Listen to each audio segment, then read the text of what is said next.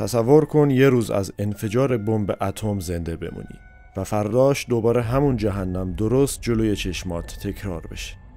این واقعی ترین کابوسیه که برای یک مرد اتفاق افتاد. تسوتومو یاماگوچی یه مهندس ژاپنی بود که تابستون 1945 برای یک مأموریت کاری رفته بود هیروشیما. 6 آگوست صبح زود وقتی داشت از شهر برمیگشت، یه نور سفید خیره کننده آسمون رو روشن کرد و چند ثانیه بعد همه چیز تبدیل به جهنم شد. یاماگوچی در حدود 3 کیلومتری مرکز انفجار بود.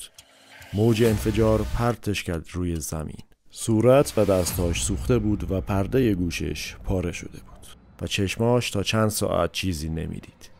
شهری که تا چند ثانیه قبل زنده بود حالا فقط دود و خاکستر بود. با همون بدن زخمی به سختی خودش رو رسوند به ایستگاه قطار هیروشیما و همون شب برگشت شهر خودش، یعنی ناگاساکی.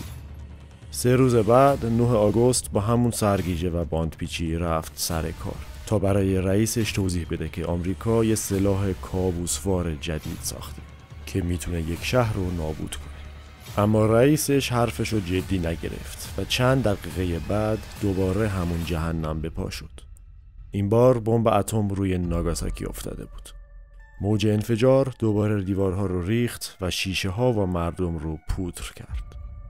دوباره یاماگوچی مثل پتک به زمین کوبیده شد. شیشه ها و آوار پاشید روی تن سوختش، اما باز زنده موند، در حالی که 10,000 نفر همون لحظه از هستی ساقط شدن. بعد از جنگ پزشک‌ها باورشون نمیشد که یه آدم 2 انفجار اتمی رو از نزدیک تجربه کرده باشه و از هر دو جون سالم به در برده باشه. یاماگوچی برای سالهای طولانی زندگی کرد و در نهایت سال 2010 در سن 93 سالگی از دنیا رفت. اون تنها انسانی هست که دولت ژاپن رسما تایید کرده که از هر دو بمب اتم هیروشیما و ناگاساکی جون سالم به در برده. کمتر کسی روی زمین اینقدر از نزدیک مرگ دیده، ولی یاماگوچی ثابت کرد که تنها غیر ممکنه. اگه دوست داشتی حتما ما رو دنبال کن و اطلاعات تو افزایش بده.